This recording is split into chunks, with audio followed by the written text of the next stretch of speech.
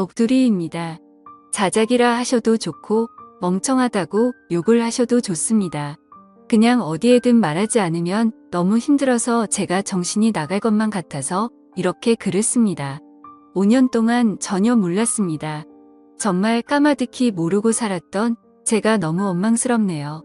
이 더러운 곳에서 저만 나가면 그만인데 왜 이렇게 눈물이 나는지 모르겠습니다. 아무튼 지금부터 드라마에서도 나오지 않을 법한 제 이야기를 시작할게요. 남편과 신우는 이복남매라고 했습니다. 저는 남편보다 5살이 많았고 신우는 남편보다 7살이 어렸죠. 남편의 친엄마는 남편이 어릴 때 돌아가셨고 새어머니를 평생 엄마처럼 여기며 살았다고 하더라고요. 그리고 그 새어머니와 친아버지 사이에서 태어난 신우가 있었는데 나이 차이가 많아서 그런지 남편은 살뜰하게 신우를 살폈고 신우는 저랑 나이 차이가 많이 나서 그런지 약간의 어린 행동을 하는 것 외에는 그저 무난무탈한 신우였습니다. 아무튼 신우가 18살 되던 해에 새어머니도 돌아가시게 됐고 건축업을 하시는 아버지는 지방에서 공사가 많아서 한 달에 2~3번 집에 오시고는 했었다고 하더군요.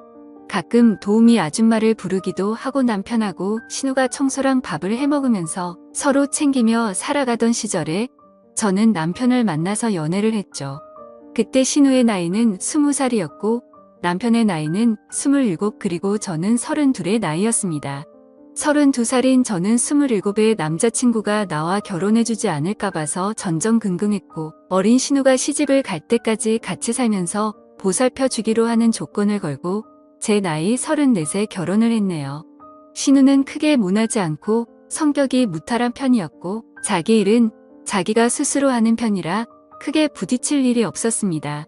집은 아버님 명의로 된 45평짜리 아파트였고 여전히 아버님은 한 달에 2~3번만 오셔서는 하루 정도 같이 놀고 먹고 자고는 일 때문에 지방으로 가시곤 하셨죠. 29의 남편은 제 남편이라서가 아니라 누가 보더라도 훈훈한 외모에 능력도 매너도 좋은 남자였습니다. 하지만 그에 비해 저는 그냥 평범한 사람이었고 그나마 내세울 수 있는 건 제 나이에서 3살 정도 어려 보이는 그냥 조금 동안의 평범한 외모입니다. 그래서 그런지 잘난 남편이 불안해서 남편과 연애를 하던 시절부터 항상 외모에 신경을 쓰고 살았고 집안일도 사회생활도 모든 면에서 부족함 없이 완벽한 아내가 되기 위해 무던히도 노력해왔죠. 다행스럽게도 남편은 출장 후에 특별히 술을 먹거나 늦는 일이 없더라고요. 집안일도 같이 해주고 신우이가 시집살이 시키지는 않느냐며 너스레도 떨어주던 자상한 남편이었습니다. 사실 연애할 때 뜻하지 않게 임신이 되어 아이를 낳고자 했지만 그때 결혼할 수 있는 상황이 아니었기에 남편은 평생 동안 꼭 책임져 준다고 약속을 하고 아이를 지웠어요. 물론 그때는 너무 큰 상처였지만 결국에는 약속대로 결혼도 하고 저를 책임져 주었으니 더 이상은 상처가 아니라고 생각했습니다. 그런데 불행하게도 결혼 이후 아이를 갖기 위해 무던히 노력했는데 뜻처럼 아이가 생기지 않더라고요. 정말 의도치 않았을 때는 한 번에 임신이 되더니 아무리 노력해도 임신이 되질 않더군요. 그리고 아이를 한 번 가져봤었기에 당연히 신체적인 문제는 없다고 생각을 했고 불임 검사는 하지 않았습니다. 정말 아이 하나만 내 곁으로 와주면 더 이상 바랄 게 없는 그런 완벽한 결혼 생활이었죠. 남편은 신우를 살뜰히 챙겼지만 내 눈에 이상해 보이지 않을 정도였고 정말 단 한 번도 신우와 남편의 사이를 이상하다고 생각해 본 적조차 없었습니다. 그러던 어느 날이었죠. 남편은 밖에서 술자리를 잘하지 않았고 집에 와서 저랑 마시거나 신우랑 셋이 마시거나 했는데 그날도 셋이서 밤 늦게까지 소주에 와인까지 즐겁게 한바탕 거하게 마시고 잠이 든 날이었습니다. 다른 날과 별다를 바 없는 날이었고 신우의 이부자리를 펴주고 잠든 남편을 보고서 잠이 들었습니다. 원래 술을 마시면 중간에 깨지 않고 항상 늦잠을 잤는데 그날은 술 때문인지 목이 말라서 잠시 깼죠. 근데 옆에서 잠들어 있어야 할 남편이 없었고 거실에 나가봤는데도 없더라고요. 그래서 주말에는 운동을 하러 종종 나가기에 운동하러 나갔는가 보다 하고 물을 마시고 다시 침대로 가서 잤습니다. 근데 속이 좋지 않아서 한참 잠이 오지 않아 뒤척이던 도중에 아가씨 방에서 문이 열리는 소리가 나더군요. 그러더니 곧 이어서 현관에서 신발 소리가 들리더니 현관문이 열리는 소리가 나더라고요. 아가씨가 밖에 나가는가 보다 했는데 남편 소리가 들리는 것이었습니다. 마치 지금 막 들어온 것처럼 말이죠. 하지만 뭔가 순서가 잘못된 것 같아서 이상했습니다. 밖에서 들어오는 거면 현관문이 열리고 신발 소리가 들려야 맞는 건데 신발 소리가 들리고 현관문 소리가 들렸는데 밖으로 나간 사람은 없었죠. 그래서 그날부터 이상한 생각을 지울 수가 없었습니다. 남편은 방으로 들어오더니 밖에 운동을 하러 나갔다 왔다고 말을 했고 저는 제 스스로 잘못 들은 건데 왜 이렇게 예민하나 싶어서 별 생각을 다 했네요. 아무튼 그날 이후로도 별다른 생각 없이 평범하게 지내고 있었고 남편이 출장을 간다던 날 아가씨도 때마침 친구들과 여행을 간다고 하더라고요. 그래서 저도 오랜만에 혼자 있는 시간을 만끽하며 휴식을 즐기고 있었습니다. 그런데 그때 때마침 친구에게서 전화가 왔죠. 이태원에서 저와 제 남편을 봤다면서 저를 따라오다가 사람들이 붐벼서 놓쳤다며 지금 어디로 갔냐고 하더군요. 그래서 나는 집에 있고 남편은 출장을 갔다고 말을 해줬습니다. 하지만 나중에 알고 보니 그때 그 당시 남편은 이태원에 있었던 게 맞았고 친구는 남편 옆에 있는 여자를 당연히 저라고 생각을 했었던 거죠. 왜냐하면 신우이도 나와 같은 갈색 머리에 긴 생머리였고 체형도 비슷했으니깐요. 며칠 뒤 남편이 출장이 끝나고 돌아오는 날이었습니다.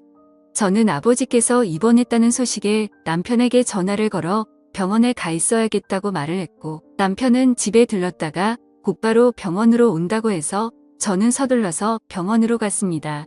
걱정과 달리 다행히도 아버지는 아주 가벼운 부상을 당한 거였고 어머니가 유난을 떠신 거라서 대충 수습을 하고 집으로 돌아갔죠. 남편은 아직까지 집으로 돌아오지 않은 상태였었고 드레스룸에서 옷을 내려놓고 있는데 남편이 들어오는 소리가 들리더라고요. 저는 순간적으로 반가운 마음에 깜짝 놀래켜주고 싶었죠. 그래서 드레스룸 불을 끄고 남편이 거실로 오길 기다렸는데 소리를 들어보니 남편 혼자가 아니더라고요. 순간적으로 저는 옷장으로 몸을 숨기게 되었고 남편은 집안 곳곳 방을 하나하나 열어보며 제가 없음을 확인하는 것 같더라고요. 그러더니 소파에 앉는 소리가 들렸고 두 사람의 대화 소리가 들리는데 정말이지 저는 악몽을 꾸는 것 같았습니다. 이태원의 그 맛집은 과대평가가 됐다면서 이번에 갔던 여행은 너무 즐겁긴 했는데 혹시나 언니가 의심하진 않을까? 이런 소리가 들리더라고요. 그러자 남편은 그 여자 밀어내서 모른다면서 무슨 일 생기면 자신이 다 책임질 테니 걱정 말라고 하더군요. 너무 억울하고 화가 나서 눈물이 났고 도저히 참을 수 없는 분노에 이성의 끈을 놓아버린 저는 문을 열고 거실로 나갔습니다. 그러자 남편과 신우는 깜짝 놀라서 저를 쳐다보는데 정말 짐승이 따로 없는 것 같았습니다. 저는 남편의 멱살을 잡고 어떻게 된 거냐고 소리를 질러댔고 저를 뿌리치더니 그 둘은 아무 말 없이 집을 나가더군요. 그날 이후로 이틀 동안 그 둘은 돌아오지 않았고 제 연락도 받지를 않았습니다. 그래서 저는 이틀 동안 연차를 쓰고 집에만 있다가 3일째 되는 날 출근을 했죠. 그리고 퇴근하고 집에 돌아와 보니 제가 출근한 건 어찌 알았는지 집에 다녀간 흔적들이 보였습니다. 그렇게 남편을 기다린 지 5일 만에 남편이 집으로 들어와서 얘기를 하자며 들어오더라고요. 저는 그 기간 동안 마음을 좀 추스린 상태였고 차분히 대화를 하자고 하니 남편은 입을 열었습니다. 신우는 아무 잘못이 없고 지금 벌어진 모든 일은 다 자기 잘못이라고 하네요. 신우는 사실 새어머니가 데리고 들어온 갓난아이였고 자신 아버지의 피가 섞이지 않았답니다. 새어머니를 받아들이지 못하는 할머니 때문에 애를 낳아왔다고 아버지가 거짓말을 한 것이었대요. 아무튼 그렇게 새어머니가 돌아가시고 나서 신우는 남편에게 많이 의지를 하게 됐고 집에서나 밖에서나 단둘이 지내는 일이 많아지고 서로 의지하면서 서로 간의 감정이 커져가기 시작했답니다. 그때 서로의 마음을 알게 됐을 때가 신우가 대학생이었고 남편은 군대를 전역했을 때였다고 하더라고요.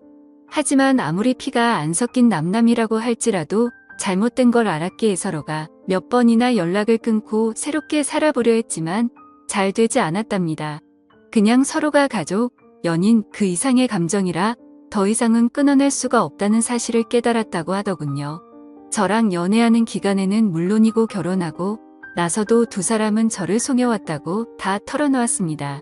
신우가 간혹 생겼다던 남친도 다 거짓말이었고 단지 제 눈을 피하기 위한 일종의 작전이었던 거죠. 신우의 철없는 행동으로 혹시나 내 의심을 살까봐 남편이 그동안 케어한 것까지 전부 말을 하더군요. 그리고 남편은 혹시나 하는 마음에 정관수술까지 했답니다. 제가 아이를 가지면 신우가 질투에 눈이 멀어서 무슨 일이 벌어질까봐 그랬답니다. 정말 남편이 진실되게 하는 말을 들으면서도 이게 꿈인지 진짜인지 믿을 수가 없겠더라고요. 순순히 자기 입으로 시인을 했지만 간통죄가 없어졌으니 이 둘을 감옥으로 보낼 수도 없는 노릇이었습니다. 이혼 소송을 해서 재산이라도 뺏어보려 했지만 변호사와 상담을 해보니 어차피 둘이 결혼해서 같이 모은 돈 반 나누는 거 외에는 이자료 1,000만 원에서 3,000만 원 정도 받을 수 있을 거라고 하더라고요. 그런데 남편이 1억을 주겠다며 괜히 남들 입에 오르내리지 않게 소송은 하지 말고 조용히 협의해 이혼을 하자더군요.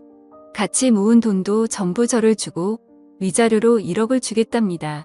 그 말이 저를 위해서가 아니라 신우를 위해서인가 보다 생각이 들더군요. 그리고 얘기를 들어보니 시아버지란 사람도 이미 알고 있는 것 같았습니다.